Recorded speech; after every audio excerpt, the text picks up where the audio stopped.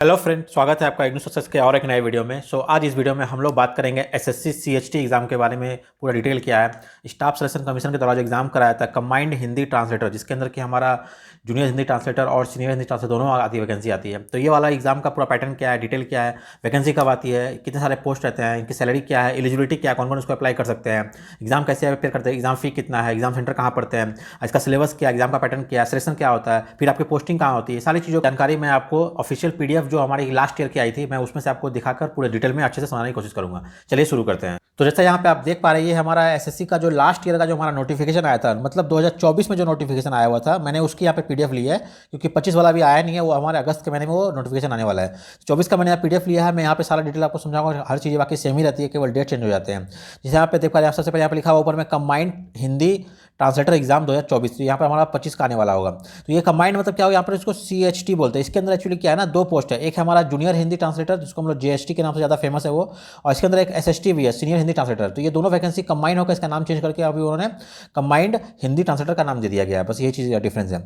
और ये वैकेंसी हमारी, मैंने आपको बताया, ये हमारे अगस्त के महीने में अभी आने वाली है। 26 अगस्त से इसका फॉर्म भरना शुरू होगा, 18 सितंबर इसका लास्ट डेट रहेगा आपको ये फॉर्म भरने का। अपना एक टेंटेटिव जो हमारा ये ईयरली कैलेंडर रिलीज करते हैं, उसमें उन्होंने यहाँ पर मेंशन किया हुआ है कि इस वाले डेट को ये फॉर्म आने वाली है। और इसके अंदर जो इसका पहला वाला एग्जाम होगा, जो हमारा इसको मतलब प्री बोल सकते हैं, जो स्टार्टिंग का पेपर 1 होने वाला है, वो हमारा अक्टूबर नवंबर के मंथ में ये टेंटेटिव है, ये डेट हमारा ये हो सकता है 2025 में ये। फिर आगे कुछ अगर बात करें इस पेमेंट के बारे में, यहाँ पे देखिए ये जो हमारा पोस्ट है, क्या हमारा डायरेक्ट रिक्रूटमेंट होगा। डायरेक्ट रिक्रूटमेंट मतलब क्या होता है, जो है वो एसएससी के द्वारा ये डायरेक्ट एग्जाम लिया जा रहा है हमें, और ये हमारा direct recruitment for group B non gazettable, ये हमारा ग्रुप बी का पोस्ट है। जैसे हमारे पता होगा गवर्नमेंट में क्या होता है, हमारा ए बी सी और डी करके अलग अलग पोस्ट होते हैं, तो ये हमारा जो ग्रुप बी लेवल है वो हमारा यहाँ पोस्ट करा रहा है। अगर इसकी हम बात करते हैं कौन कौन से इसमें पोस्ट होंगे, अगर यहाँ पर देखिए, यहाँ पे हमारा डिटेल दिया हुआ है, तो यहाँ पे कोड है ए बी सी और डी करके। सबसे पहले लिखा हुआ है जूनियर ट्रांसलेटर JTO, और यहाँ सेंट्रल सेक्रेटरीट में, तो मतलब कहने का क्या है, फिर यहाँ जूनियर ट्रांसलेटर JTO, फिर यहाँ लिखा जूनियर हिंदी ट्रांसलेटर JST, जो हम नाम जानते हैं। यहाँ पे देखिए लेवल 6 ये सैलरी का लेवल 6 दिया हुआ है, और लास्ट में दिया हुआ है सीनियर हिंदी ट्रांसलेटर या फिर सीनियर ट्रांसलेटर ST, और यहाँ पे लेवल 7 है। कहने का मतलब क्या है, आपका वो पोस्ट सेम है, पर अलग अलग डिपार्टमेंट में ना उनका नाम अलग अलग किया गया। मान लीजिए एयर आर्म फोर्स में जा रहे हैं, तो उसको वो लोग जूनियर ट्रांसलेटर ऑफिसर बुला रहे हैं, JTO बुला रहे हैं, लेवल 6 की सैलरी है। वहीं अगर देखा जाए, अगर वो दूसरे डिपार्टमेंट में जा रहा है, अगर वहाँ पर तो उसको हम लोग GST का नाम दे रहे हैं। तो कहने का मतलब है वो अलग अलग नाम है, पर है एक्चुअली वो पोस्ट वो सेम ही है। तो पहला वाला जो हमारा 3 पोस्ट है, ये हमारा लेवल 6 की सैलरी पे दे रहा है, ये हमारा हो गया जूनियर वाला, जिसको हम JST का बोल रहे हैं। और जो आखिरी वाला है वो हमारा है SST, और ये हमारा है लेवल 7। तो दोनों का क्या होता है, इसी वैकेंसी के अंदर में वो दोनों पोस्ट देते हैं। वो केवल क्या है, यहाँ तक कि जो क्वालिफिकेशन है वो भी सब कुछ सेम है, केवल थोड़ा सा डिफरेंस है SST के वाले में। बाकी जो आपका एग्जाम होगा, जो कट ऑफ होगा, सब कुछ सेम टू सेम रहने वाला है। आपका एग्जाम में जो सबसे ज़्यादा टॉप करेंगे, जो स्टार्टिंग में अपना हाईएस्ट नंबर लाएंगे, कि रैंकिंग 1 2 3 में आएंगे मान लीजिए, और उन्होंने अगर अपना दिया होगा प्रीफरेंस में भी कि मुझे चाहिए SST, तो वो SST बन जाएंगे। तो इसके लिए कोई अलग से एग्जाम यहाँ पे नहीं होता SST के लिए। जो पेपर आपका GST का है, सेम टू सेम आपका SST का होने वाला है। इसी में से जो ऊपर टॉप के जो स्टूडेंट होंगे, जो अपना पहला प्रेफरेंस देंगे, और जो कट ऑफ जो रैंक लाएंगे, मतलब टॉप में रहेंगे, तो उनको मौका मिलेगा कि वो SST बन सकते हैं। कोई अलग से कोई यहाँ एग्जाम वगैरह नहीं हो रहा है। इसलिए यहाँ पे देखिए हमारे लेवल 6 और लेवल 7 का उन्होंने मेंशन किया। बाकी अगर आप बात करो, अगर लेवल 6 आप ज्वाइन करते हैं, मान लीजिए आपको ये प्रमोशन होकर आप लेवल 7 बनोगे, लेकिन अगर कोई अगर यहीं पे एग्जाम में अगर टॉप कर जाता है, तो डायरेक्ट लेवल 7 में ही ज्वाइन कर लेगा। मतलब आप समझ रहे हो, आप ये GST वाले से ऑलरेडी एक स्टेप आगे हो जाओगे। GST वाले जॉब करके मिनिमम धरिए 5 साल में अगर मिलता है एक प्रमोशन, 5 से 6 साल में, वो 5 साल के बाद जाकर लेवल 7 बनेंगे। और अभी अगर आपने ये एग्जाम अच्छे से टॉप कर लिया, तो आप डायरेक्ट लेवल 7 पर ज्वाइन कर पाओगे। तो हालांकि वैकेंसी बहुत ही कम रहती है, मतलब लेवल 7 में कम, ज़्यादातर लेवल 6 की वैकेंसी रहती है। चलिए आगे बढ़ते हैं। अगर ये हमारी वैकेंसी का, फिर यहाँ पे देखिए लास्ट ईयर जो हमारे 2024 में वैकेंसी आई थी, वहाँ पे 312 वैकेंसी कुछ आई हुई थी लास्ट ईयर के। अभी नया जो आएगी उसमें पता नहीं है, वो देखना पड़ेगा, जब आएगी नोटिफिकेशन आ जाएगी उसमें दिया रहेगा वो। यहाँ से आ जा रहा है कि एलिजिबिलिटी कौन कौन इसके लिए एलिजिबल होंगे। तो जो हमारे यहाँ से पहला है आपका सिटीजन ऑफ इंडिया जो होंगे, इंडियन सिटीजन, वो अलाउ हो सकते हैं। फिर अगर नेपाल के, भूटान के कुछ और कंडीशन उसको फुलफिल करना पड़ेगा, वो लोग भी एलिजिबल होंगे। तो पहला हो गया मस्ट बी इंडियन सिटीजन। उसके बाद यहाँ पर आता है मेन इंपॉर्टेंट है आपका एज रिलेक्सेशन, मतलब जो इसमें से जो कट ऑफ डेट रहता है उसके हिसाब से आपका डेट कितना है।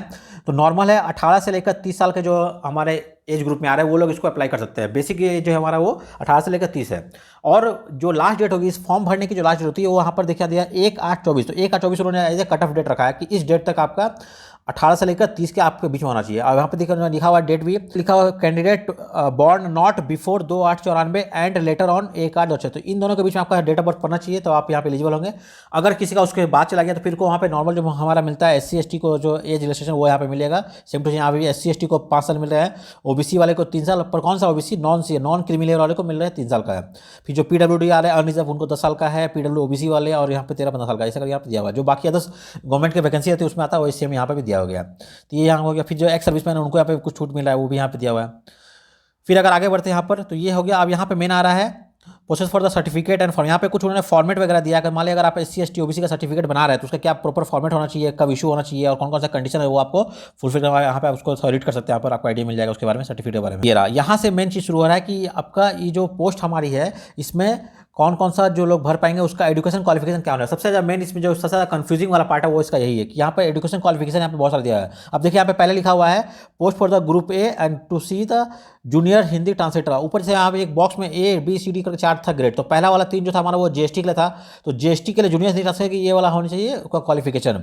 और ठीक इसके नीचे अगर आगे बढ़े, यहाँ देखिए लिखा हुआ है SS, तो यहाँ पे हो गया सीनियर हिंदी ट्रांसलेटर, इसके लिए यहाँ पे ये दिया हुआ है।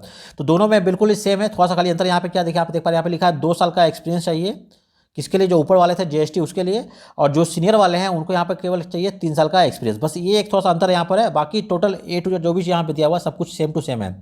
जो भी आपका क्वालिफिकेशन वगैरह होना चाहिए यहाँ पर देखिए 1 से लेकर यहाँ पर 5 यहाँ पे देखिए और तो 1 2 3 4 5, ये पाँचों में से आपके पास कोई भी एक होना चाहिए। एंड नीचे दिया हुआ है आपके पास या तो डिप्लोमा हो या फिर आपका सर्टिफिकेट हो।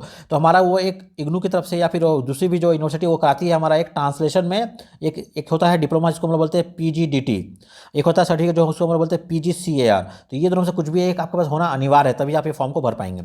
और अगर ये दोनों में नहीं है मान लीजिए तो आपके पास क्या है 2 साल का होना चाहिए एक्सपीरियंस ट्रांसलेटर वर्क करने का, किसी भी गवर्नमेंट या प्राइवेट या PSU में आपको होना चाहिए वो एक्सपीरियंस, तब आप ये फॉर्म भर पाएंगे ये वाला। तो जो पहला वाला जो ऊपर दिया हुआ था वो आपको होना चाहिए अनिवार्य, इसमें से कोई एक कंडीशन होना चाहिए, और बाकी नीचे वाला ये वाला साथ में ये होना चाहिए एक जरूर इसमें से। अब ये जो डिटेल है ये बहुत ही ज़्यादा मैंने कॉम्प्लिकेटेड और बहुत ही वेग लैंग्वेज में लिखा हुआ है, इसको समझना अपने आप में बहुत ज़्यादा मुश्किल होता है। मैं इसके लिए एक अलग ही सेपरेट वीडियो लेकर आऊँगा बहुत ही जल्द, उसमें मैं ये सारी चीज़ों को अच्छे से डिटेल में मैं डिकोड करके आपको दिखा दूँगा एग्जाम्पल के साथ में कि कौन कौन से में एलिजिबल होंगे। इसके लिए मेरा आप अगला वाला वीडियो जरूर वेट कीजिएगा। चलिए आगे बढ़ते हैं। यहाँ पे हो गया हमारा क्वालिफिकेशन। फिर यहाँ पे कुछ और चीज़ें बोला गया है, जैसे यहाँ बोल रहा है document verification will be conducted by the user department और ऑर्गेनाइजेशन। ये क्या हो रहा है ना, एक्चुअली जो हमारा SSC है वो केवल एग्जाम कंडक्ट करेगी। एग्जाम कंडक्ट करने के बाद जब आप प्री पास कर जाओगे मान लो, फिर आपका सेकंड पेपर मेन होता है, मेन पास, फिर आपको एक ऑप्शन आएगा वहाँ पर चॉइस फिल करना पड़ता है कि आपको कौन कौन सा डिपार्टमेंट में चाहिए, मतलब किस किस डिपार्टमेंट में वैकेंसी कितनी खाली है वो यहाँ पे वो दिखा देते, पहले से लिस्ट आता है, आपको वहाँ पे चूज करना पड़ेगा ऑप्शन। आप जिस भी डिपार्टमेंट को चूज करोगे मान लीजिए, और आपके अकॉर्डिंग टू आपके मार्क्स अगर आपको वो वाला सेम डिपार्टमेंट अलॉट हो जाता है तो फिर आपका जो डॉक्यूमेंट्स वेरिफिकेशन का काम है ना वो अलग अलग डिपार्टमेंट वगैरह करेंगे, वो SSC नहीं करेगी। SSC का काम है केवल एग्जाम कंडक्ट कराने के बाद आपका जो भी जिस डिपार्टमेंट आपको अलॉट हुआ, जैसे मान लीजिए मिनिस्ट्री ऑफ डिफेंस है, मिनिस्ट्री ऑफ रेलवे है, मिनिस्ट्री ऑफ जो अलग डिपार्टमेंट है, हेल्थ एंड केयर है, तो जो भी आपका डिपार्टमेंट आपकी जहाँ पोस्टिंग होने वाली है जो वो डिपार्टमेंट वाले हैं वो आपका फिर क्या करेंगे, अगला स्टेप है उनका डॉक्यूमेंट वेरिफिकेशन करने का, वो उनके ऊपर में है, वो चीज़ यहाँ पे मेंशन किया गया है। फिर यहाँ पे बोला था candidate must process essential qualification on और before the closing date for the receive of the application. तो जब भी इसका जो फॉर्म भरने का जो लास्ट डेट होगा, आपको बोला उस लास्ट डेट से पहले तक आपके पास सारा चीज़ आपके पास हो जाना चाहिए। मतलब अगर मान लिया आपने एग्जाम दिया है, आप अगर मार्कशीट या रिजल्ट का वेट कर रहे हैं तो आप इसके लिए एलिजिबल नहीं होंगे। आपको वो कट ऑफ डेट से पहले आपका सब कुछ कंप्लीट हो जाना चाहिए। आपका जो मार्कशीट आपके हाथ में आ जाना चाहिए, या फिर आपका जो फाइनल एग्जाम को दिया है पासिंग आप मैंने हो गया है, मार्क्स दिखा दिया, आपको वो होना चाहिए आपके पास। अगर कुछ लोग अभी वेट करें रिजल्ट अभी आया नहीं है तो वो लोग यहाँ पे एलिजिबल नहीं हो पाएंगे। फिर यहाँ बोला हाउ टू अप्लाई एग्जाम, यहाँ पे कैसे ऑनलाइन अप्लाई करना है, फी कितना फी वगैरह यहाँ पर है। तो यहाँ पे देखिए 100 रुपीज़ आपको पे करना पड़ेगा। इसका जो फी है वो 100 रुपीज़ है, किसके लिए, अनरिजर्व के लिए। यहाँ पे लिखा है women's candidate and candidate belongs to the SC ST PWD and eligible for the examination of the exam fee. तो जो लोग हमारे UR में यानी जनरल बोल रहे हैं या फिर जो बोल रहे हैं OBC में आ रहा है, केवल उन लोगों को 100 रुपये पे करना है। बाकी जो वुमेन्स है उसको भी छूट मिला हुआ है, SC ST वालों को फी पे करने की जरूरत नहीं, उनको यहाँ पे छूट मिला हुआ है पेमेंट में। यहाँ से इसका एग्जाम हो रहा है कि एग्जाम का सेंटर क्या होगा। जब आप एग्जाम देने जाएंगे, जब आप फॉर्म भर देंगे आपको वो एग्जाम लेंगे। 2 एग्जाम इसमें है, पहला पेपर 1 पेपर 2 है। तो दोनों एग्जाम का सेंटर कहाँ कहाँ आपको देखिए ऑल ओवर इंडिया इसका दिया हुआ, अलग अलग स्टेट में दिया हुआ, रिजर्व ब्रांच बना हुआ, यहाँ पे जो भी सेंटर है आपका आप यहाँ पे वो चूज करते हैं, आपको ये ऑप्शन दिया जा रहा है। जब भी आप एग्जाम फॉर्म आएगा वहाँ पे आप देख लीजिए आपके घर का नियरेस्ट सेंटर कौन सा है, आप वो चूज कर सकते हैं। तो यहाँ पे एग्जाम फॉर्म हो गया। फिर आगे बढ़ते हैं, यहाँ पे लिखा हुआ है no request for the change of the centre और एग्जाम सेंटर। आप जहाँ पे फॉर्म भर देंगे वो बाद में वो क्या वो सेंटर आप चेंज नहीं कर पाओगे, इसलिए आपको सोच समझ के सेंटर भरना है कि मुझे किस सेंटर पर एग्जाम मुझे जाकर देना पड़ेगा। फिर यहाँ से अब मेन हो रहा है इसका स्कीम ऑफ द एग्जाम। अभी एक क्या हो रहा है, जैसे मैंने आपको बताया इस एग्जाम में टोटल 2 पेपर है। पहला पेपर यहाँ पे बोला जा रहा है पेपर 1 एंड पेपर 2। जो पहला पेपर है वो हमारा MCQ टाइप ऑब्जेक्टिव होने वाला है, वो हमारा कंप्यूटर बेस्ड होने वाला है। जो सेकंड पेपर है वो हमारा होगा डिस्क्रिप्टिव में, डिटेल होगा। लेकिन पहला पेपर में क्या क्या आ रहा है, तो पहला पेपर का जो सब्जेक्ट दिया गया वहाँ पे बोला 2 सब्जेक्ट, एक है जनरल हिंदी और एक है जनरल इंग्लिश। कितने मार्क्स का, 100 मार्क्स के 100 क्वेश्चन। 100 मार्क्स से 100, मतलब पहले वाले पेपर में आपको टोटल 200 नंबर का एग्जाम होने वाला है। 100 का हिंदी है, 100 का इंग्लिश है। और 200 का क्वेश्चन भी कितना आ रहा है, 200 क्वेश्चन आ रहा है पहले वाले में। और टाइम आपको दिया रहा है 2 घंटे का, मतलब 2 घंटे में आपको 200 क्वेश्चन सॉल्व करना है। ये कौन सा हमारा है, पहला वाला प्री। और ये एग्जाम क्या होगा हमारा, टोटल एमसीक्यू बेस होगा, कंप्यूटर पे होने वाला है ये। और 4 मैंने एक क्वेश्चन 4 ऑप्शन जैसा होता है, वो वाला सिस्टम यहाँ पे चलने वाला है। ये हमारा हो गया पहला पेपर। वहीं अगर बात करते हैं सेकंड पेपर का, वो हमारा होगा डिस्क्रिप्टिव, डिटेल में आपको लिखना पड़ेगा। वो हमारा पेन पेपर बेस होगा। उसमें क्या क्या आने वाला है, उसमें एक है ट्रांसलेटर और एक हमारा ऐसे एग्जाम होगा। ये कितने का, ये भी हमारा 200 मार्क्स का होने वाला है। टाइम यहाँ क्या, यहाँ भी टाइम कितना है, 2 घंटे का टाइम दिया हुआ है। यहाँ पे मैं थोड़ा बताना चाहूँगा, आपको जो सेकंड पेपर हमारा हो रहा है इसमें क्या क्या आता है एक्चुअली। ये जो हमारा दिया हुआ है ना ट्रांसलेटर और ऐसे, तो ट्रांसलेटर में यहाँ पे 2 पार्ट हो गया था। मान लीजिए एक आएगा आपको हिंदी का, एक आएगा आपको इंग्लिश का ट्रांसलेट करना। वो एक पैसेज देते हैं हिंदी वाला पैसेज, उसको आपको करना है इंग्लिश में ट्रांसलेट, और एक देते हैं इंग्लिश वाला पैसेज, उसको आपको करना है हिंदी में ट्रांसलेट। ये हमारा हो गया पहला पार्ट ट्रांसलेट का। सेम टू सेम आपको यहाँ दिया गया ऐसे लिखना। आपको यहाँ पे 2 चीज़ दिया गया, एक होगा हिंदी का ऐसे, एक हमारा इंग्लिश का ऐसे। आपको 2 ऐसे यहाँ लिखना है, आपको 2 यहाँ पर ट्रांसलेट करना है। ये सारी चीज़ आपको कब करनी है, ये हमारा 2 घंटे के अंदर पूरा करना है। और सब मिला के ये हमारा 200 नंबर का मार्क्स का ये होने वाला है। तो पहला पेपर 200 का हो गया प्री, और 200 का हमारा गया मेन। और जो आपकी जो फाइनल मेरिट बनेगी वो दोनों को जोड़ करोगे, 200 यहाँ पर 200 मैंने प्री और मेंस दोनों को के मार्क्स को आपस में जोड़ कर आपका फाइनल कट ऑफ और फाइनल मेरिट आपकी बनने वाली, जो आपका सिलेक्शन होगा जिसपे। फिर यहाँ पे देखिए टोटल यहाँ पे लिख दिया है paper 1 consist objective type multiple choice only. तो पहला जो पेपर हमारा वो क्या होगा, एमसीक्यू होने वाला है। और इसमें there will be a negative marking for the 0.25 for each wrong answer in the paper 1। तो जो हमारा पेपर 1 है, जो हमारा एमसीक्यू होने वाला है, उसमें हमारा नेगेटिव दिया हुआ है कितना है यहाँ पर 0.25, मतलब अगर आप 4 क्वेश्चन गलत कर दोगे तो 1 नंबर आपका माइनस हो जाएगा। यहाँ पे ये बोला जा रहा है।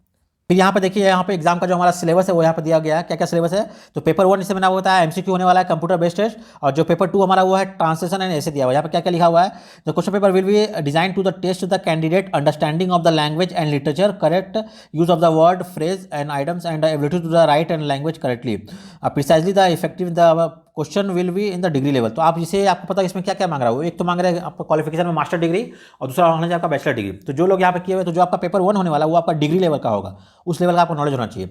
और जो हमारा पेपर 2 डिस्क्रिप्टिव होने वाला है, उसमें क्या आ रहा है हमारा ट्रांसलेट और हमारा ऐसे आ रहा है। वो क्या होगा, the level of the paper will be consistent with the education qualification prescribe. जो भी आपका एजुकेशन क्वालिफिकेशन उन्होंने बताया हुआ, मास्टर डिग्री बताया, बैचलर, उसके लेवल का पेपर आएगा आपका सेकंड वाले में। तो वहाँ पे आपको क्या करना है, आपको हिंदी और इंग्लिश में क्या ऐसे और आपका पैसा यहाँ पर ट्रांसलेट का काम करना पड़ना है। तो यहाँ पे इसका हो गया टोटल सिलेबस। तो ये प्री का हो गया, यहाँ पे ये होगा मेंस का। यहाँ पे डिटेल तो दिया नहीं हुआ, इसको आगे हम लोग डिकोड करेंगे।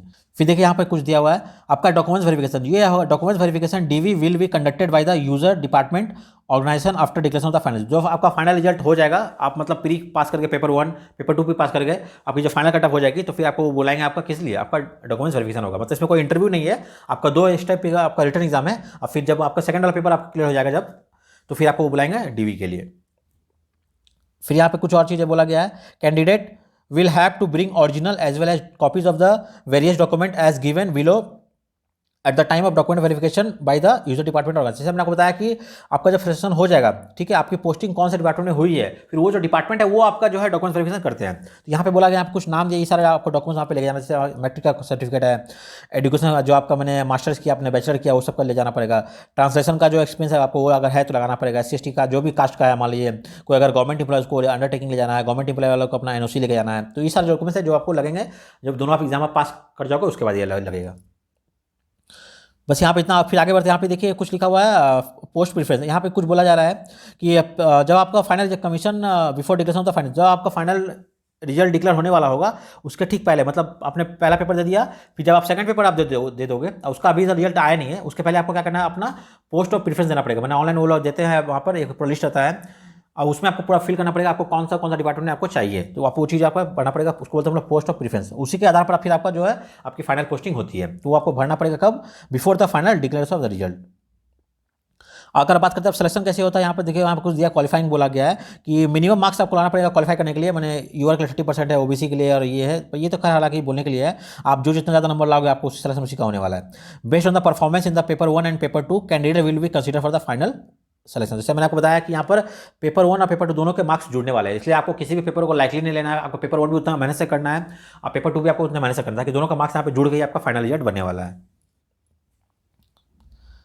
फिर यहाँ पे सेम चीज बोला गया है, final selection and allocation of the ministry department organisation will be made on the basis of the performance of the candidate in the paper 1 and paper 2 and preference of the post and department. मतलब आपका जो marks तो आ गया, ठीक है, आपने paper 1 paper 2 दोनों पास कर गया, ठीक है, लेकिन फिर आपने क्या क्या ऑप्शन दिया, आपने चॉइस फिल किया है, आपको कौन सा मिनिस्ट्री में चाहिए, प्रेफरेंस क्या है, तो उसके आधार पर आपका जो फाइनल सिलेक्शन वहाँ पर होने वाला है।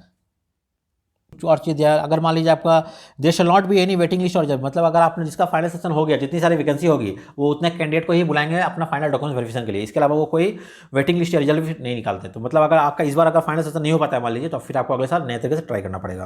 कहा गया कि जो अगर आप मान लीजिए आपके मार्क्स वगैरह सब टाई हो जाते हैं मान लीजिए, तो कैसे वो करें, तो बोला यहाँ पे पेपर 2 जो total marks in the paper 2, जो पेपर 2 में ज़्यादा मार्क्स लाएगा उसको पहले प्रेफरेंस दिया जाएगा, ठीक है। फिर बोला marks in the paper 1 of the part 1, मतलब हिंदी, या तो पहला तो बोला अगर आप दो लोगों का मार्क्स सेम सेम हो गया दोनों पेपर जोड़ने के बाद, तो किसको हम पहले मैंने रैंकिंग देंगे। तो उस केस में बोला है रैंकिंग किसको मिलेगा पहले, जो लोग भी पेपर 2 जो हमारा डिस्क्रिप्टिव था उसमें ज़्यादा नंबर लाए उसको पहले चांस देंगे हम। अगर उसमें भी अगर दोनों का टाई टाई हो रहा है तो फिर क्या करेंगे हम लोग, जो ऑप्शन 2 में बोल रहा है जो पेपर 1 में जो हमारा जनरल हिंदी था उसमें जिसने ज़्यादा नंबर लाया, मतलब वो लोग क्या कर रहे हैं ना, आपका तो एग्जाम हो रहा है 100 मार्क्स का हिंदी 100 इंग्लिश हो रहा है, आपको मार्क्स तो दोनों मिला के दिखाई देंगे, लेकिन वो लोग अलग भी वहाँ पे चेक करके मार्क्स वहाँ पे रिकॉर्ड में रहेगा आपका, ताकि फिर वो चेक कर सकते हैं अगर मान किसी का टाई हो गया है तो कौन कितना ज़्यादा नंबर लाया वो चेक करने में प्रीफर दिया जाएगा। फिर बोला है डेट ऑफ बर्थ के साथ जो ज़्यादा सीनियर होगा उसको पहले चांस मिलेगा, और फिर अल्फाबेटिकल ऑर्डर में नाम देखा जाएगा। इस समय अगर ये 4 कंडीशन रहता है हर एग्जाम में रहता है, सेम टू सेम यहाँ पर भी दिया गया है आपको वो चेक करने के लिए। तो ये था हमारा पूरा एसएससी एग्जाम के बारे में, मैंने आपको बता दिया। यहाँ पर ये हमारा जो हर साल लेती है बहुत ही अच्छा एग्जाम है, मतलब कंपेयर टू अदर एग्जाम जहाँ पर थोड़ा कंपटीशन कम है, क्योंकि यहाँ पे एक तो कंडीशन इतना सारा दिया हुआ है एजुकेशन क्वालिफिकेशन का वो होना चाहिए, उसका अगर आप एलिजिबल हो जाते हैं तो ठीक ठाक हर साल ये वैकेंसी आती है। अगर अच्छे से आप तैयारी करेंगे पूरे एक साल फोकस करके तो आराम से अगले साल में आप अटेम्प्ट कर सकते हैं। बाकी इसका जो क्वालिफिकेशन वाला पार्ट है वो मैं एक अलग वीडियो लेकर आऊँगा, उसमें मैं आपको डिटेल में बता दूंगा कि क्या क्या कौन कौन लोग इसके लिए एलिजिबल होंगे। और साथ साथ मैं एक वीडियो और लेकर आऊँगा, इसमें मैं इसका पूरा एग्जाम का पैटर्न क्या है, एग्जाम की तैयारी कैसे करेंगे, कौन कौन सा सिलेबस क्या है, इसका बुक लिस्ट क्या होगी, वो सारी चीज़ों के लिए मैं एक अलग से वीडियो लेकर आऊँगा। उम्मीद करता हूँ यहाँ पे चीज़ आपको समझ में आ गई होगी। अगर इसके बाद फिर भी अगर कुछ डाउट है आपका प्लीज़ नीचे कमेंट कीजिए, मैं आपको जवाब देने की कोशिश करूँगा। और फिर अगर आपको मुझसे कॉन्टैक्ट करना है आप मुझे ई वाला ईमेल आईडी पर मुझे ईमेल कीजिए ignusuccess@gmail.com पे, यहाँ पे तो मैं आपको फिर कॉल बैक करके आपसे बात करने की कोशिश करूँगा। चलिए मिलते हैं अगले वीडियो में।